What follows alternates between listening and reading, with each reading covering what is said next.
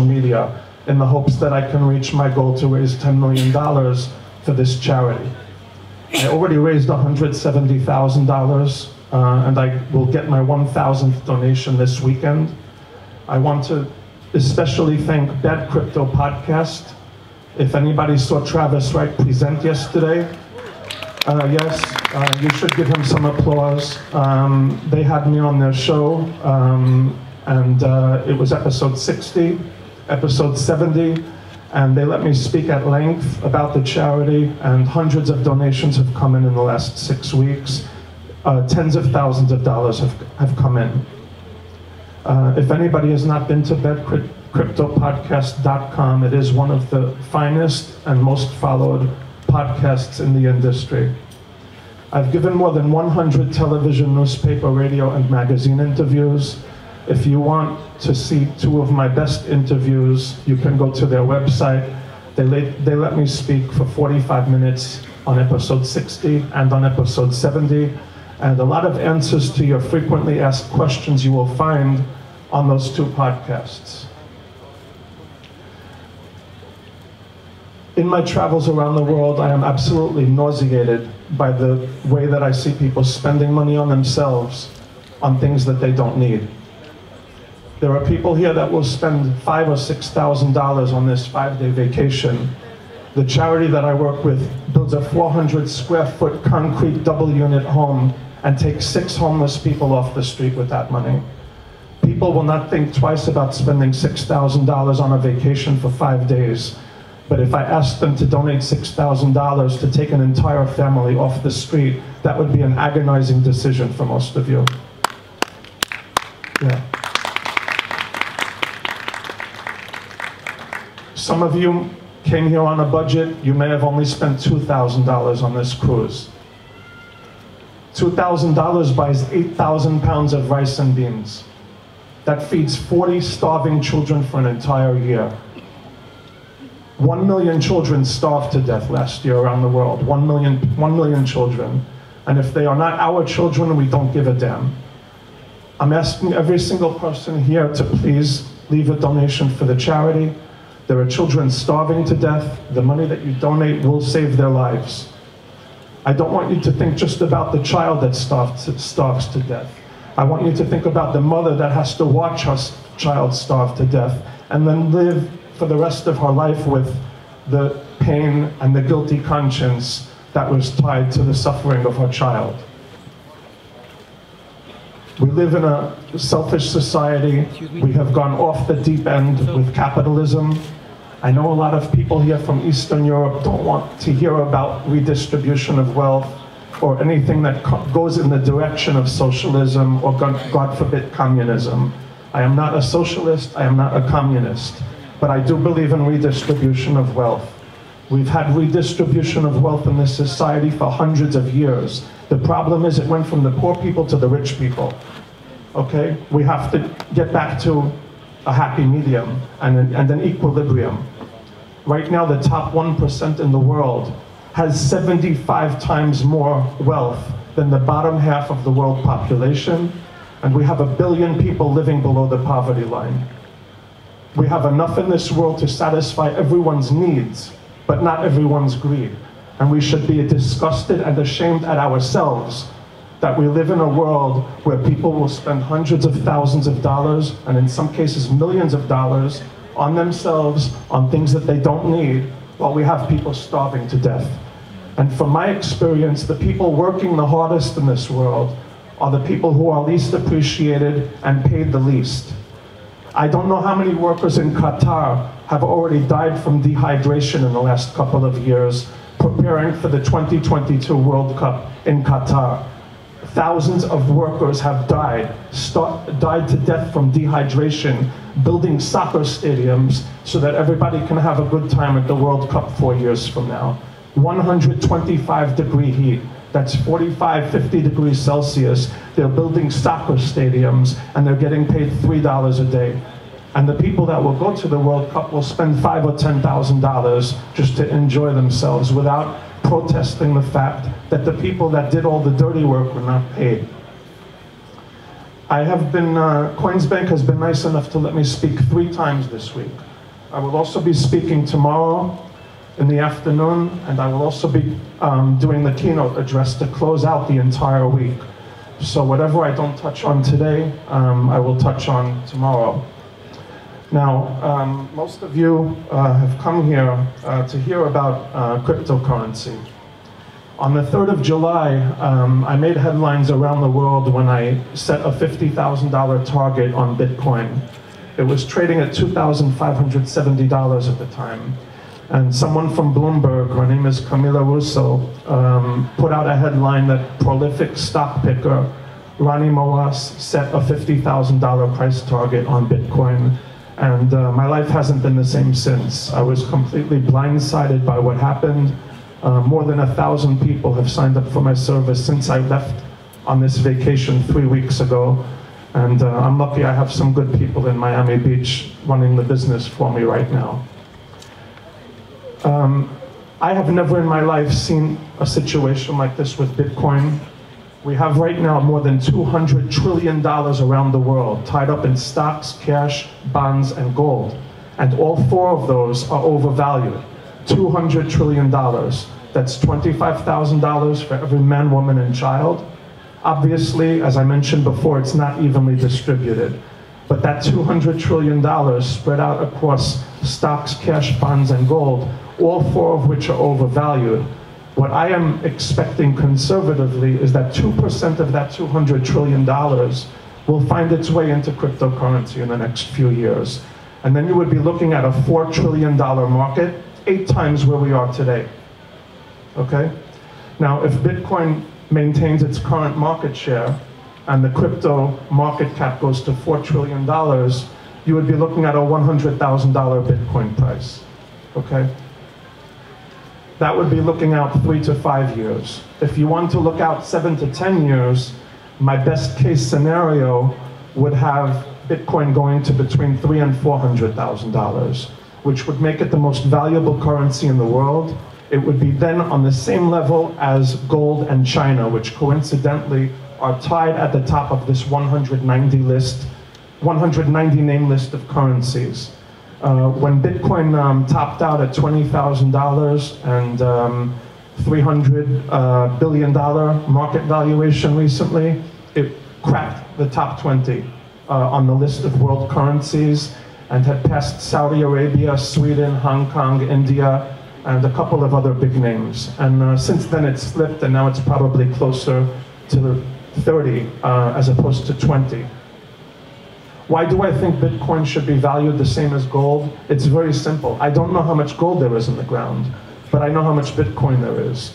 And if we continue on the current pace of 1 to 1.5 million people opening up new accounts every week, you're going to be in a situation a couple of years from now where there are a few 100 million people trying to get their hands on a few million Bitcoin. Now, there is no guarantee that Bitcoin will stay at the top of the mountain. You saw what Amazon did to the shopping malls in the United States. You remember what Buster Douglas did to Mike Tyson. You see what Uber did to the taxi drivers in New York and Miami. You see what Facebook did to MySpace. Okay? And you remember what iPhone did to BlackBerry. So my point is, champions get knocked out, and there is no guarantee that Bitcoin will remain at the top of the mountain. It could go to $100,000, it can also go to 0. There are no guarantees here. And if you think you're going to get a 500 or a 1,000% return without dealing with some volatility, uncertainty, and risk, then you're in the wrong game and you're mistaken. You saw what happened in the last 24 hours. In my opinion, people have to stay diversified just in case some other group of names leads this move to $4 trillion that I'm expecting in the next few years. Nothing goes up in a straight line. It was very disturbing to anybody that was in the market as long as I was to see Bitcoin go from $1,000 to $20,000 overnight.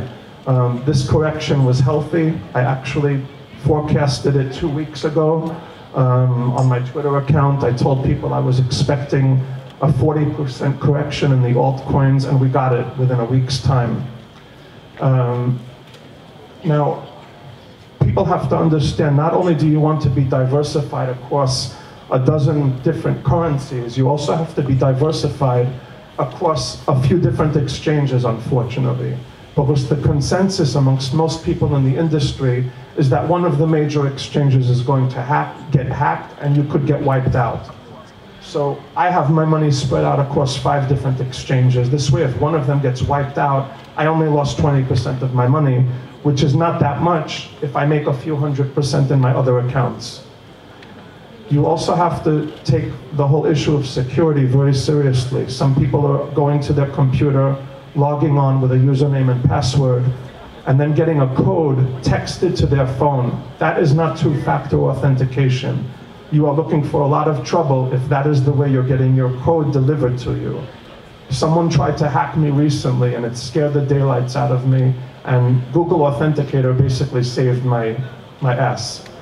Google Authenticator is safe. If you're getting those 6-digit codes via text message, you're looking for a lot of trouble.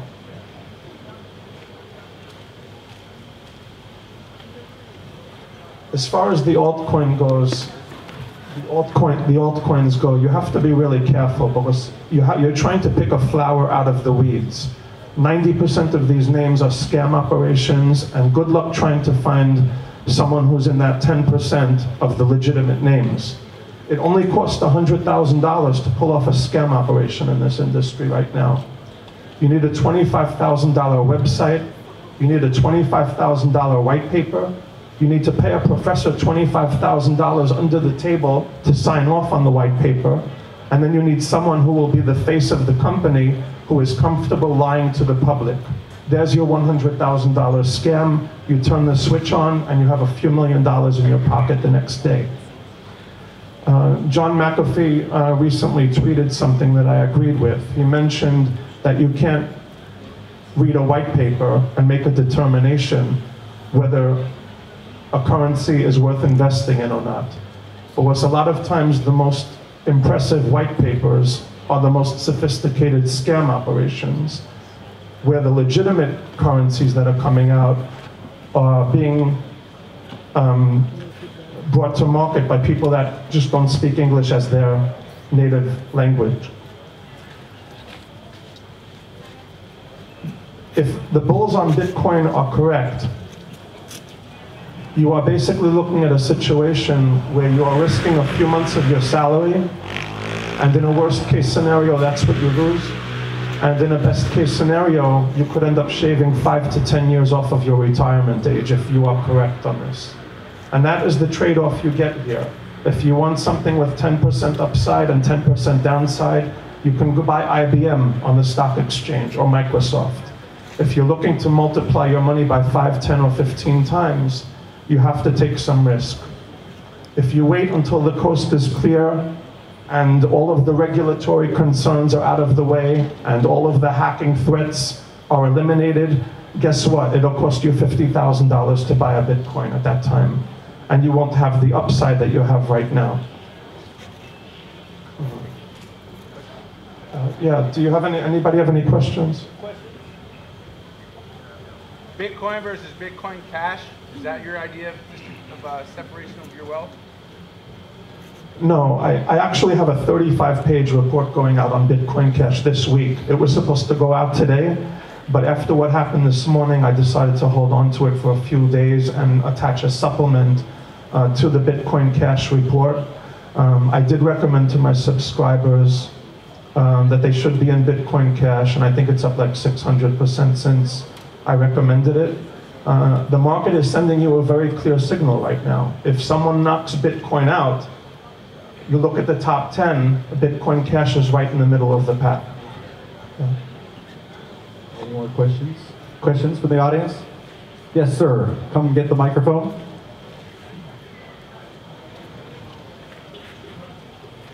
Hey, Ronnie, my name is Boris, I'm from Russia. My question that already showed up in John McAfee answers about the mining and energy consumption of the cryptocurrencies that use proof of work algorithms. And now it's around like more than half of cryptocurrencies that appeared, they used to mine. So what is your vision of proof of stake algorithms and how new cryptocurrencies will evolve, because the energy consumption is a big issue, and there is a research that by February by February 2020, all the world's electricity will go on mining cryptocurrencies. It's on the Zero Hedge. There is a big report about it. So what's your vision about it?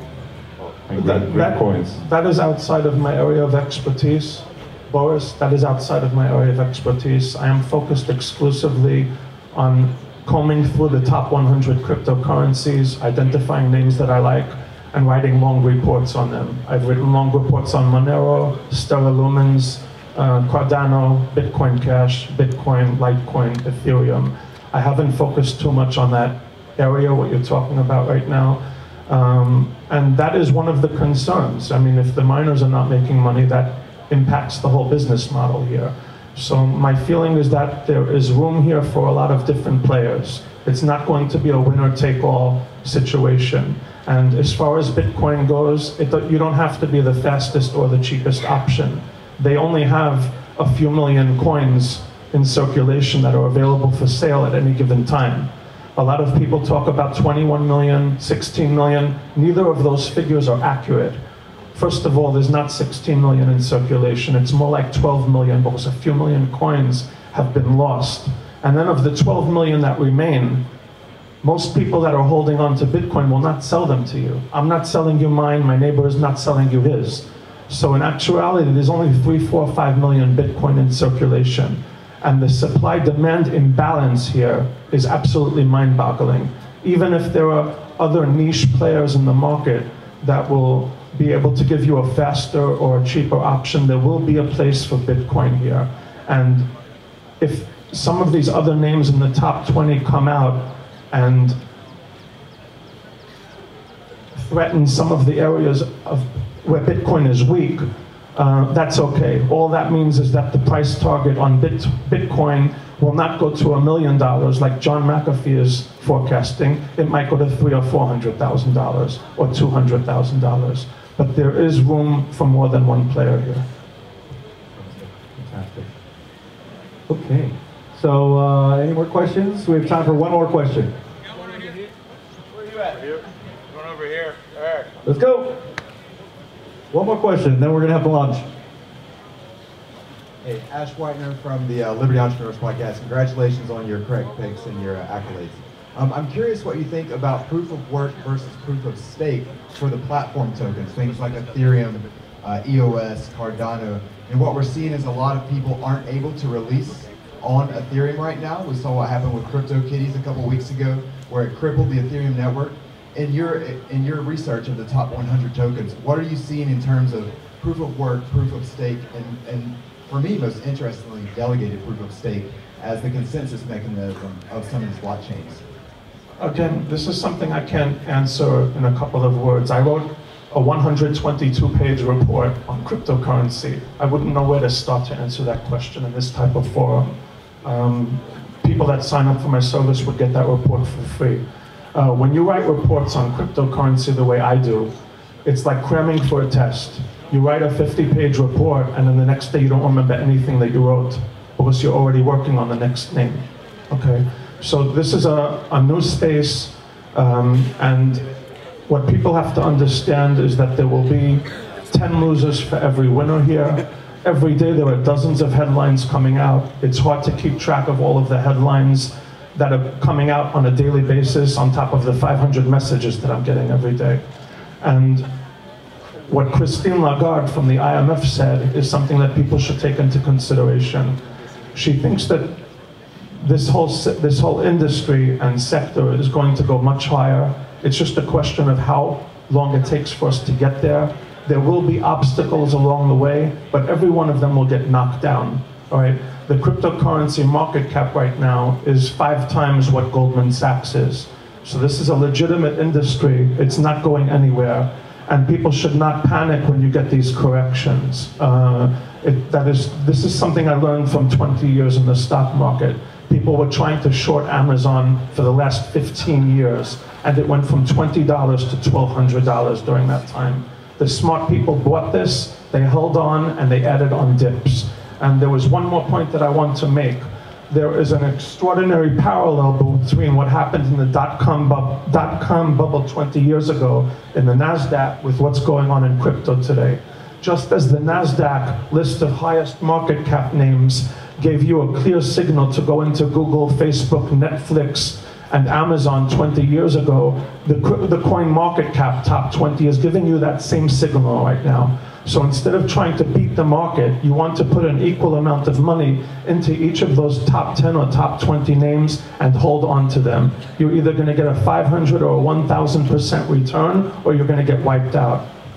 So you don't want to take a bet that you can't afford to lose, and just understand that you're getting a 10-to-1 payout if your bullish bet pays off.